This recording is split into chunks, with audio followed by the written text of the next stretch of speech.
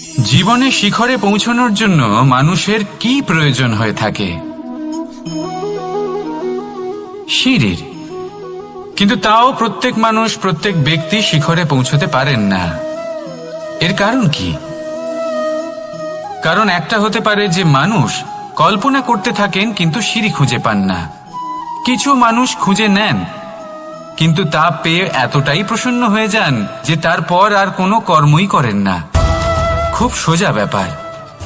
অনেক মানুষ সিঁড়ি খুঁজে পান না, আর যদি পেয়েও যান তাও যতক্ষণ না তাতে চড়ছেন সেই শিখরে পৌঁছবেন কি করে? যতক্ষণ না আপনি পরিশ্রম করছেন, যতক্ষণ না সেই সিঁড়িতে আপনি চড়ছেন, যতক্ষণ না ক্লান্ত হচ্ছেন, আপনার পায়ে হাঁটুতে ব্যথা না হচ্ছে, ততক্ষণ এই শিখরে পৌঁছানোর সৌভাগ্য লাভ করতে পারবেন না। তাহলে কল্পনার সাথে কর্ম করুন, পরিকল্পনার সাথে পরিশ্রম